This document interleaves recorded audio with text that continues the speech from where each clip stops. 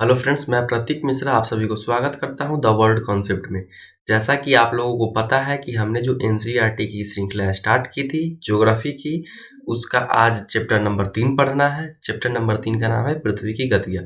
अगर आप मेरे इस चैनल पे नए हैं तो चैनल को सब्सक्राइब जरूर करें, और आपको इन्फॉर्मेटिव लगे ये वीडियो, अगर आपको समझ में आता है तो इस चैनल को सब्सक्राइब करें। तो चलिए शुरू करते हैं आज का वीडियो और इसे देखते हैं।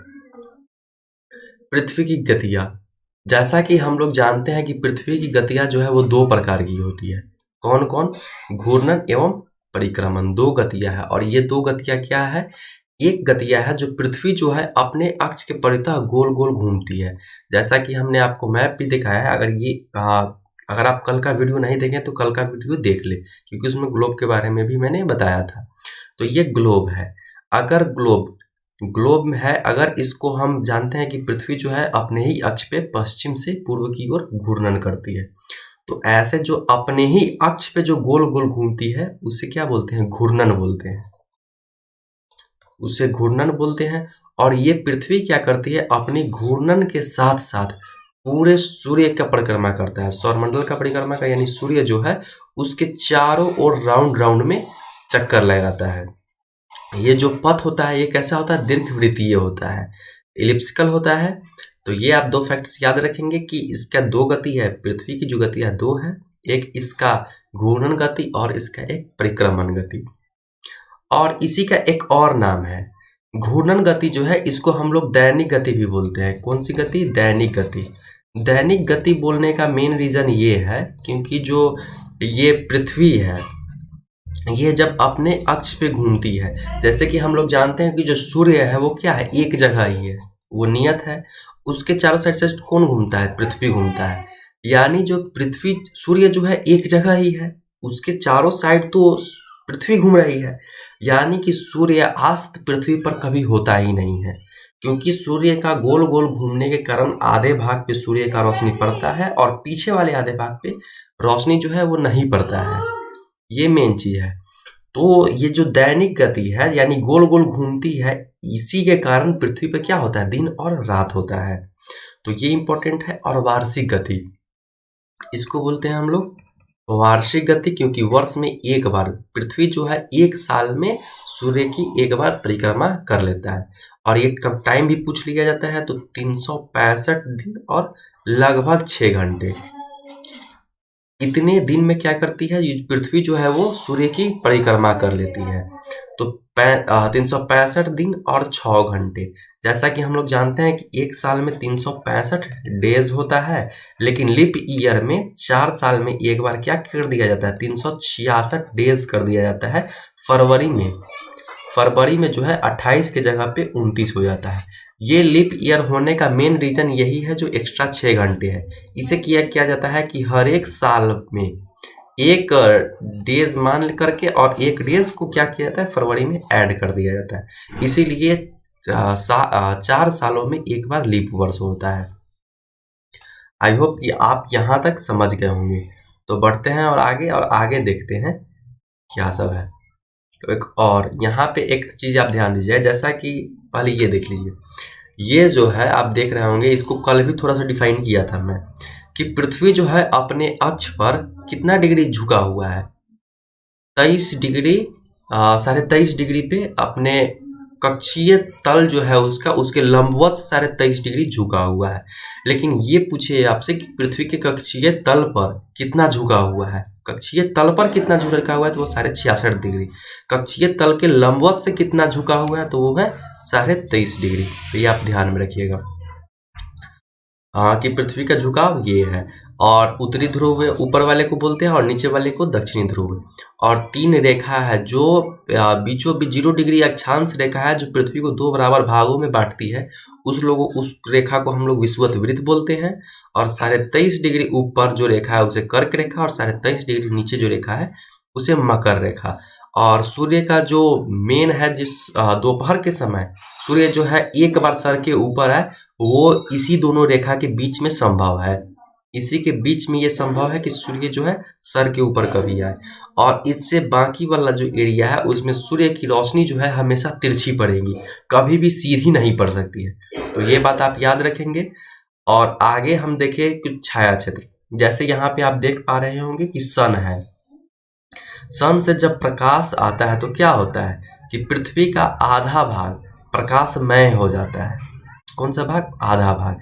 हम जानते हैं कि पृथ्वी कितना डिग्री झुका हुआ है? 23.5 डिग्री। इसीलिए आप थोड़ा देर में आपको बताएंगे कि क्यों ध्रुव पर जो है 6 महीना का दिन होता है और 6 महीना का रात होता है। देखिए यहाँ इस ध्रुव पे रोशनी है और इस ध्रुव पे क्या है? रोशनी नहीं है। तो इसे हम थोड़ी देर के बाद डिफाइन करेंगे। तो यही जो पृथ्वी का घूर्णन है अपने अक्ष पे घूमता है। अभी ये वाला भाग आधा भाग प्रकाशमय है और घूम जाएगा पृथ्वी 12 घंटे बाद, 12 घंटे में ये वाले इधर आ जाएगा तो क्या हो जाएगा? ये वाला प्रकाशमय हो जाएगा। आई होप यहाँ तक समझ गए होंगे। नेक्स्ट देखते हैं। नेक्स्ट ये फिगर मेन है।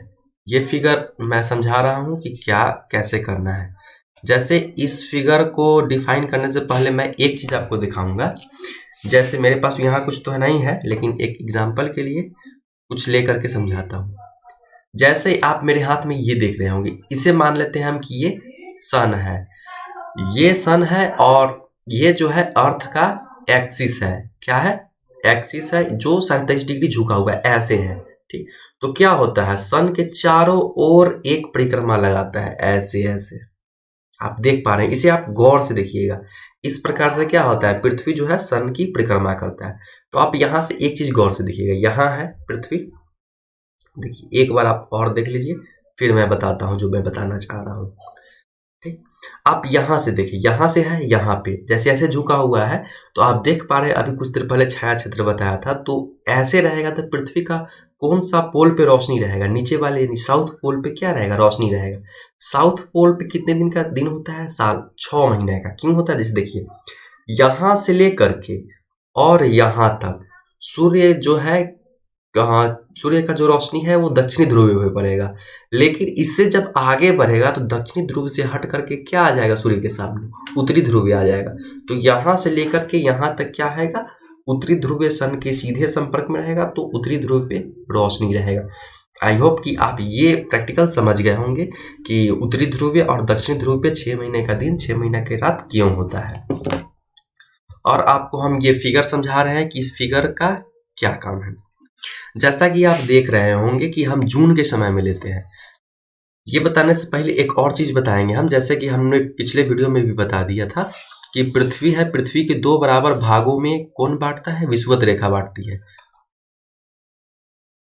विषुवत रेखा बांटती है और 23.5 डिग्री ऊपर जो है कर्क रेखा है और 23.5 डिग्री नीचे जो है मकर रेखा है। इस दोनों का यूज खूब होने वाला है क्योंकि सन जो है इसी के बीच में लाई करता है, इसी के बीच में, ना इससे ऊपर ना इससे नीचे आ सकता है। और जो यहाँ पे है तो यहाँ पे कभी भी सर के ऊपर सूर्य नहीं आएगा, यहाँ पे हमेशा तिरछी लाइट ही पड़ेगा। जैसे ध्रुव है, ध्रुव पे क्या होता है? जो सूर्य का प्रकाश है वो हमेशा तिरछा आएगा। तो ये आप समझ गए होंगे, ये बहुत जरूरी है। और दूसरी चीज, एक और चीज मैं बता दूं कि कुछ मौसम है, मौसम के बारे में भी डिफाइन करना है, तो उसके बारे में भी मैं बता दे रहा हूँ। इसको हटा दूं। इसके लिए मैं एक सादा पेज ले लेता हूँ, ब्लैंक पेज। तो आप यहाँ पे देखिए, जैसे ये पृथ्वी है, ये विषुवत रेखा है और ये क्या है? कर्क रेखा है। विषुवत रेखा पृथ्वी को 2 बराबर भागों में बांटती है, उत्तरी गोलार्ध और दक्षिणी गोलार्ध। ऊपर वाला उत्तरी गोलार्ध और नीचे वाला दक्षिणी गोलार्ध। सन जो है बीच में रहता है। एक और चीज, जो ऋतु जो है वो सूर्य के हिसाब से ही डिफाइन होता है। जो अर्थ पे जो मौसम का परिवर्तन है वो किस कारण होता है? वो होता है सूर्य के कारण। वो कैसे? वो देखते हैं। जब सूर्य सर के ऊपर रहेगा, जब पास में रहेगा, तब क्या पड़ेगा? जब सूर्य जो है वो पास में रहेगा तब गर्मी बहुत ज्यादा पड़ेगा, जिसको हम लोग ग्रीष्म ऋतु बोलते हैं।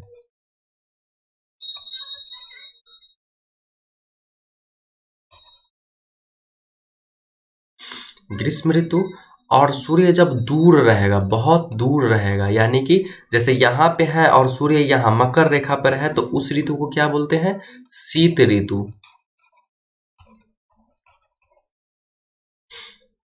जब पास से दूर जा रहा हो तब क्या शरद।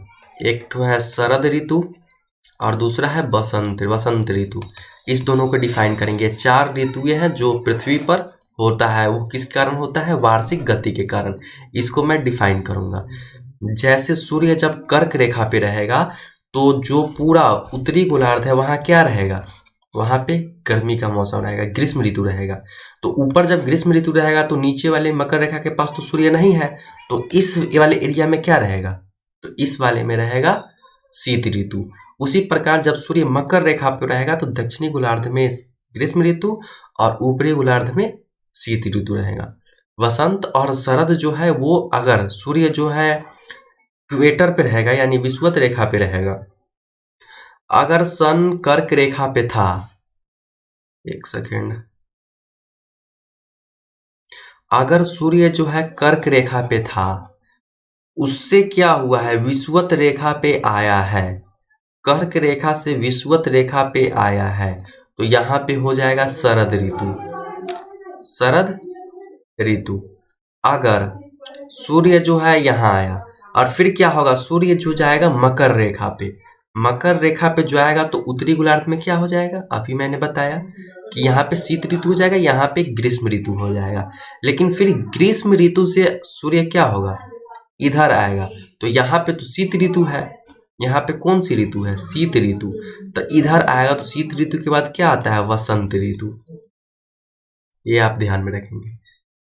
अब चलिए अब ये देखते हैं कि कैसे होता है ये। जैसे देखिए यहाँ पे सबसे पहले 21 जून उत्तर आयनांत 21 जून को होता है। 21 जून को क्या होता है, जब सूर्य जो है वो कहाँ पे रहेगा, कर्क रेखा पे रहेगा। कर्क रेखा पे रहेगा तो अभी मैंने बताया था कि अगर सूर्य जो है कर्क रेखा पे रहे तो क्या होगा, उत्तरी गोलार्ध में ग्रीष्म ऋतु, दक्षिणी गोलार्ध में शीत ऋतु रहेगा। जब कर्क पे रहता है यानी उत्तर में रहता है तो इसको बोलते हैं उत्तरी आयनांत, उत्तरी आयनांत। ये याद रखेंगे और इसके साथ साथ आप डेट भी याद रखेंगे, डेट भी काफी इंपॉर्टेंट है। इसी के विपरीत पहले हम लोग यहाँ देख लेते हैं। ये जून है और दिसंबर, यानी 6 महीने के बाद सूर्य की जो स्थिति, अर्थ की स्थिति क्या होगी, अपोजिट हो जाएगी, यहाँ पे आ जाएगी। तो क्या होगा, 22 आप डेट भी याद रखेंगे, 22 दिसंबर में, 22 दिसंबर को क्या होगा, जो सूर्य जो है वो किस रेखा पे लाइक करेगा, मकर रेखा पे। जब मकर रेखा पे रहेगा तो जहां पे रहेगा वहां पे क्या, गर्मी, यानी मकर रेखा कहाँ है, दक्षिणी में, तो दक्षिणी गोलार्ध में क्या ऐसा ऋतु होगा, ग्रीष्म ऋतु होगा। तो अगर दक्षिणी में ग्रीष्म ऋतु है तो उत्तर में क्या होगा, उत्तर में शीत ऋतु होगा। आप डेट याद रखिएगा, 21 जून 22 दिसंबर। और ये आयनांत भी याद रखिएगा, उत्तरी आयनांत, जब कर्क रेखा पे हो सूर्य, दक्षिण मकर रेखा पे हो तो दक्षिण आयनांत। बेसिक सा है। अब नेक्स्ट देखते हैं जून। जून से क्या आएगा, सितंबर आएगा, 3 महीने पे चेंज हो जाता है। तो जून में उत्तरी गोलार्ध पे क्या था, ग्रीष्म ऋतु था, बहुत ग्रीष्म था। तो गर्मी से जब हल्का ठंडा के बाद तरफ बढ़ेगा तो क्या होगा, शरद ऋतु, मैंने बताया। तो उत्तरी जो गोलार्ध है उसमें शरद ऋतु, तो शरद ऋतु के विपरीत क्या होता है, वसंत ऋतु। तो दक्षिणी में वसंत ऋतु। इसी के विपरीत यानी कि 6 मंथ बाद फिर विपरीत हो जाएगा। तो यहाँ पे 23 सितंबर है और 21 मार्च। 21 मार्च को क्या होगा, 23 सितंबर और 21 मार्च को 23 सितंबर और 21 मार्च को सन जो होता है इक्वेटर पे होता है। सन जो होता है कहाँ होता है, विषुवत रेखा पे होता है, विषुवत रेखा पर होता है। और विषुवत रेखा पर होने के कारण क्या होता है, दिन और रात बराबर होता है। मैंने बताया विषुवत रेखा पे रहेगा तो दिन और रात बराबर होगा। तो फिर इसी के पर 21 मार्च को क्या होगा, विषुवत रेखा पे आएगा। तो विषुवत रेखा पे किधर से आएगा, मकर रेखा से किस पे आएगा, विषुवत रेखा पे। तो उत्तरी गोलार्ध में क्या होगा, पहले बहुत ठंडी थी, अब कैसा ऋतु हो जाएगा, बसंत ऋतु। तो ये ऋतु और ये पूरा खेल एक सन और पृथ्वी की जो मोशन है यानी कि परिक्रमण जो है इसी से डिफाइन होता है। इससे ऋतु चेंज होता है और दैनिक गति से दिन और रात होता है। तो आई होप आप इसे समझ गए होंगे। इसी के बारे में लिखा हुआ है और सब जो मैंने बताया कि 6 घंटे मिला करके एक दिन होता है, तो लास्ट में जोड़ करके एक लीप ईयर बना दिया जाता है। आप इसे ध्यान रखेंगे।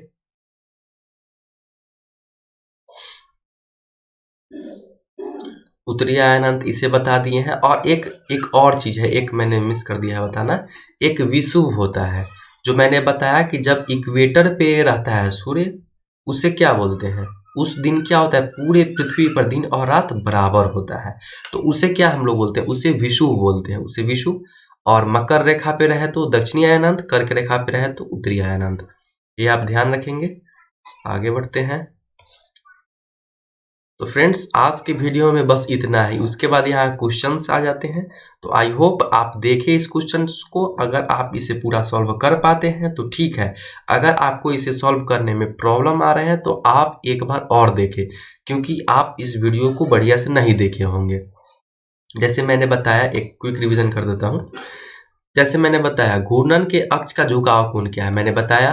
घूर्णन एवं परिक्रमण की परिभाषाएं क्या है, लीप वर्ष क्या है, उत्तरी एवं दक्षिणी अयनांतों में अंतर क्या है, विषुव क्या है, दक्षिणी गोलार्ध में उत्तरी गोलार्ध की अपेक्षा उत्तर एवं दक्षिणी का अयनांत अलग अलग समय में होता है, क्यों? ध्रुवों पर लगभग 6 महीने का दिन 6 महीने का रात क्यों होता है? अगर आप कोई भी कॉम्पिटिटिव एग्जाम की तैयारी कर रहे हो, ठीक, कोई भी कॉम्पिटिटिव, तो आपको एनसीईआरटी पढ़नी चाहिए।